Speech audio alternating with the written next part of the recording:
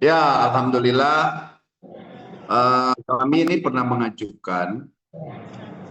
Tujuannya apa? Tujuannya untuk menjawab berita-berita hoax yang beredar di media massa, beredar di artikel-artikel, beredar di medsos-medsos ya. Untuk menjawab, saya kayaknya butuh yang namanya surat resmi jawaban dari KPI. Alhamdulillah melalui Komnas HAM, ini suratnya di tangan saya nih teman-teman. Ini asli ya teman-teman ya. Iya. Nah, lambang Garudanya asli original. Ya. Jadi melalui Komnas HAM, saya juga terima kasih banget untuk saya ucapkan atas nama pribadi dan juga pengacara saya Bang Raja Simanjuntak, mengucapkan terima kasih banyak sudah mempersilakan kami untuk hadir di Komnas HAM. Jadi tahun 2025 saya pernah datang ke sana bersama tim untuk minta surat pernyataan dari KPI, tentunya melalui mediator yaitu Komnas HAM. Alhamdulillah dijawab tanggal 8 Juli dan jawabannya sangat memuaskan gitu. Artinya jawaban inilah yang benar-benar real dari KPI bahwa tidak ada yang namanya pemboikotan terhadap diri saya untuk tampil di semua media, media cetak, media televisi gitu. Yang selama ini orang sebarluaskan berita-berita yang tidak bisa dipertanggungjawabkan gitu. Jadi melalui surat inilah mereka yang suka nyebar-nyebar berita hoax Bang Ipul di boykot TV itu alhamdulillah jadi ini ya, jadi apa namanya, sebutannya apa ya, aduh, ya menjadi jawaban yang real gitu ya. Jadi mematahkan opini-opini publik yang bilang Bang Ipul itu Ben TV gitu. Jadi bahwa KPI ini menjawab ada tiga jawaban ya guys. Oke. Aduh. Kepada Ketua Komisi Penyiaran Indonesia atau KPI selaku pihak teradu, ya kan? Karena saya mengadukan kan melalui surat nomor 689-MD-00-K-X-2025 tanggal 10 Oktober 2025 dan surat nomor 046-MD-00-K-Angka 1 Romawi-2026 tanggal 19 Januari 2026 terkait permintaan klarifikasi mengenai himbauan pelanggaran saudara dalam kurung King Saiful Jamil tampil di televisi oleh KPI yang berdampak pada pemenuhan hak untuk memperoleh pekerjaan dan kehidupan saudara. Komnas HAM telah menerima tanggapan dan klarifikasi resmi dari pihak KPI. Adapun hal penting yang disampaikan KPI sebagai berikut. Jadi ini yang disampaikan oleh KPI ya teman-teman melalui Komnas HAM. Satu, setiap warga negara termasuk individu yang telah menyelesaikan masa hukuman pidananya atau memiliki hak untuk memperoleh kesempatan reintegrasi sosial, bekerja, serta melanjutkan kehidupan secara layak sesuai dengan ketentuan peraturan perundang-undangan yang berlaku. Kedua, kewenangan KPI hanya sebatas mengawasi konten siaran televisi dan radio. Jadi KPI itu hanya mengawasi konten siaran televisi dan radio. Dan ketiga, KPI menjawab, berdasarkan Undang-Undang Nomor 32 Tahun 2022 tentang penyiaran, KPI memiliki kewenangan mengawasi konten siaran lembaga penyiaran televisi dan radio. Ini yang paling penting ya guys. KPI tidak memiliki kewenangan dalam mengatur talent, dalam kurung artis atau pengisi acara atau secara individu. Jadi sehubungan dengan tersebut, melalui surat ketiga dan terakhir ini, Komnas HAM meminta saudara untuk menyampaikan klarifikasi atas pokok permintaan sebagai tercantum dalam surat Komnas HAM yang pertama dan kedua. Jadi itu jawabannya dari KPI teman-teman melalui mediator Komnas HAM Republik Indonesia. Gitu. Oke.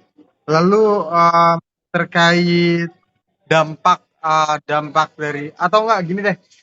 Awal mulanya kenapa Bang Ipul akhirnya melaporkan KPI ke Komnas HAM? Ya, karena untuk menjawab selentingan-selentingan yang beredar gitu, yang beredar di media sosial yang selama ini sangat mengganggu ya buat saya gitu, karena si para yang suka menyebar hoax ini, mereka itu seolah-olah tuh menyebarkan berita yang seakan-akan Bang Ipul itu di-ban oleh KPI, ya, di-ban oleh KPI dan juga televisi nge-ban saya gitu. Jadi atau nge-ban atau nge-boycott gitu. Jadi makanya akhirnya saya secara sukarela saya mendatangi Komnas HAM, minta dijembatani oleh KPI supaya berita-berita yang beredar liar ini bisa maksudnya dijawab atau dikonfrontir bahwa itu tidak benar, gitu. Pemboikot itu tidak benar, gitu. Artinya untuk menangkis atau seperti saya bilang tadi itu apa ya, mematahkan opini-opini liar yang tidak benar bahwa Bang Ipul itu di-ban oleh KPI, bahwa tidak boleh tampil di TV. Akhirnya KPI menjawab bahwa apa yang beredar selama ini tentang Bang Ipul itu di-ban itu tidak benar, karena memang KPI tidak pernah mengurusi artis atau secara individu. Dia hanya mengawasi untuk konten secara lembaga penyiaran televisi dan radio. Jadi KPI tidak ada hak untuk memboikot siapapun, gitu. Dari suratnya yang saya baca memang saya setuju ya, KPI ternyata mengklarifikasi bahwa tidak memboikot. Lalu tapi Iya. hubungan Bang Saiful Jamil dengan televisi seperti apa sih sejauh ini? Alhamdulillah memang tidak pernah ada masalah sih. Tidak pernah ada masalah. Jadi yang bikin ribut-ribut itu adalah hanya orang-orang yang suka menyebar berita bohong. Gitu. Jadi melalui surat resmi inilah, ya, melalui surat resmi inilah berita bohong itu bisa terbantahkan. Gitu. Tujuannya hanya itu aja. Ya, tujuan saya meminta klarifikasi dari KPI itu supaya berita-berita yang liar ini loh, yang bilang Bang Ipul diboikot, Bang Ipul tuh di boikot TV, diboikot oleh KPI, ini supaya terbantahkan dan terpatahkan aja sih. Tujuannya seperti itu. Jadi biar tidak ada lagi berita-berita hoax yang beredar gitu loh. Karena memang seperti kita ketahui bahwa media sosial ini saking bebasnya orang apa namanya mengemukakan pendapat, mereka juga terkadang sampai lost control gitu, suka menyebarkan berita-berita yang tidak benar, ya kan, suka bikin menyebarkan berita-berita hoax. Makanya adalah pasal di mana negara kita itu mengatur untuk mereka-mereka yang suka membuat berita hoax. Tapi saya secara pribadi, saya tidak mau melaporkan orang-orang yang suka menyebarkan berita bohong. Seperti yang akhir-akhir ini terjadi, beberapa artis yang dibikin berita-berita yang nggak benar, ya kan? Mereka ngelaporin. Tapi kalau saya, udahlah, nggak apa-apa lah, nggak usah. Yang penting kita ada inisiatif, kita memberitahu bahwa berita itu tidak benar. Makanya melalui surat resmi ini adalah sebagai jawaban resmi ya. Jadi Bang Ipul juga menyampaikan juga tidak dengan menyampaikannya dengan bukti gitu, bukti otentik dan bukti resmi dari KPI, seperti itu menjawabnya, seperti itu. Mungkin kedepannya udah ada rencana Bang Saiful Jamil untuk berkarya lagi dengan industri televisi mungkin begitu. Amin. Yang jelas gini sih sebenarnya, yang penting berita tidak benar ini clear dulu. Oke, Ya. oke. Itu Ya, orang semena-mena membuat berita seenak-enaknya atau semau-maunya, atau mereka bikin berita demi untuk demi untuk mencari followers, demi mencari kepopuleran akun tersebut gitu ya. Tujuannya sih sebenarnya utama itu aja dulu gitu, bahwa jangan sampai ada lagi orang-orang yang mengatakan Bang Ipul di boykot TV, di boykot oleh KPI gitu. Jadi tujuan utama itu dulu lah. Yang penting clear dulu, bersih dulu. Terus berita ini tidak nongol lagi. Kalaupun sampai berita ini nongol lagi, ya sudahlah. Ya artinya bahwa yang jelas saya sudah memberikan jawabannya bahwa itu tidak benar, dan ini resmi KPI sendiri yang mengklarifikasi gitu loh. mungkin Seperti itu. bagaimana Bang Ipul perasaannya? Adakah merasa jadi ruang untuk kembali ke masyarakat itu sudah terbuka, adil untuk Bang Ipul atau seperti apa, Bang? Ya, yang namanya kalau kita mengikuti perasaan masyarakat, pasti ada yang suka, ada yang tidak suka, ya kan? Ada yang pro dan kontra. Tapi buat saya itu adalah sebuah kewajaran, gitu. Yang penting saya mulai detik inilah gitu. Saya ingin berusaha menjadi manusia yang baik. Saya ingin berusaha menjadi manusia yang terbaik, seperti itu. Jadi yang penting sekarang yang saya lakukan adalah bagaimana kedepannya saya bisa menjadi manusia yang lebih baik lagi. Itu aja sih. Dampak Dan dari saya pemberitaan harus, ya misalkan kalau masih ada pro dan kontra, saya bilang tadi itu adalah hal yang wajar. Karena nggak semua manusia juga suka dengan saya, ya kan? Tapi nggak semua juga benci sama saya gitu kan. Yang mereka sayang sama saya, alhamdulillah. Yang mungkin mereka yang sampai detik ini nggak suka dengan saya, nggak apa-apa juga gitu.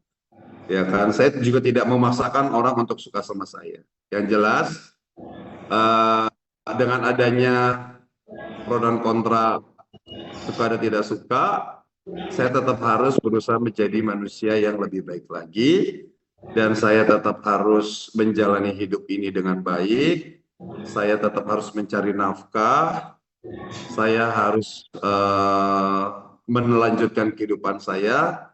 Yang saya harapkan adalah tolong jangan saling saya ini seperti masyarakat yang lain ya, kita butuh cari uang, kita butuh cari rezeki. Yang saya harapkan jangan pernah mengusik, itu aja sih. Jangan mengusik, jangan saling mengusik, kita saling menghormati, kita saling menghargai, justru kita saling support gitu loh. Seperti itu. Karena Komnas HAM di sini sebagai mediator antara Bang Ipul dengan KPI, menurut Abang, apakah Komnas HAM ini terbilang berhasil atau tidak, Bang? berhasil banget kalau menurut saya. Tadinya malah saya pesimis ya. Saya sempat kayaknya nggak mungkin saya dianggap gitu ya. Ternyata Masya Allah saya kaget. Ini surat datang 8 Juli, ya. Saya kaget, ini surat dari mana? Lalu saya ingat dong gitu. Saya bilang Masya Allah, ini berarti benar-benar Komnas HAM ini benar-benar peduli ya, peduli terhadap bangsa, terhadap saya kan rakyat juga ya, rakyat yang mungkin merasa hidupnya terusik, ya kan, rakyat yang merasa kebebasan dalam bekerjanya itu diganggu, ya kan. Sebenarnya ya itu tidak boleh juga ya teman-teman, mengganggu orang mencari nafkah itu sudah merupakan hal yang tidak boleh dan bisa dipidanakan sih sebenarnya gitu. Cuman sekali lagi saya tidak mau memperluas, ya kan. Saya tidak mau memperkeruh keadaan. Saya bilang dalam hati saya, udahlah biarkanlah orang yang nggak senang dengan saya. Saya juga bingung, kenapa sih kok masih ada orang nggak suka dengan saya gitu. Padahal kan saya sudah menjalani semua, ya.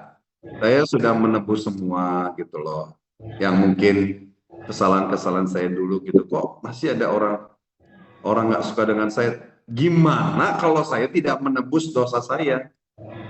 Iya, benar. Ya kan?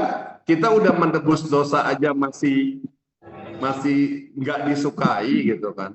Apalagi kita tidak bertanggung jawab atas dosa-dosa kita. Saya bingung gitu loh. Ya kan? Ya kan? Saya udah dianggap salah. Oke, saya dianggap salah. Saya sudah menebus dosa saya gitu kan. Dengan bertahun-tahun gitu kan. Saya menebus dosa itu. Bertahun-tahun itu tidak mudah loh gitu. Dan saya pun juga sudah saling memaafkan. Kami sudah saling memaafkan gitu. Ya, antara saya dengan seseorang yang dianggap merasa dirugikan oleh saya, kita sudah saling memaafkan di pengadilan. Gitu. Kita sudah saling memaafkan dan saya juga sudah menjalani itu semua gitu. Ya kan, ya harusnya begitu saya sudah lepas dari itu semua, ya ayo kita sama-sama menjalani lebaran baru gitu. Bukannya kita diungkit terus gitu. Rencana Ya kan? Abang selanjutnya seperti apa, Bang? Ya rencana selanjutnya saya tetap harus menjalani hidup ini dengan baik. Saya butuh ketenangan, saya butuh kebahagiaan, ya kan? Dan ingat sekali lagi bahwa saya dengan orang yang melaporkan saya, kami sudah berdamai, teman-teman. Kami sudah berdamai, kami sudah saling baikan di pengadilan, dan dia pun juga sudah memaafkan. Kan dia mintanya kan saya masuk penjara, ya sudah kan saya sudah masuk penjara. Dan dia juga sekarang udah bahagia ya teman-teman ya, dia sudah bahagia dengan kehidupannya, bahkan terdengar kabar dia sudah berumah tangga gitu loh. Dia sudah bahagia gitu. Udah jangan dipermasalahkan lagi sesuatu yang sudah lewat gitu.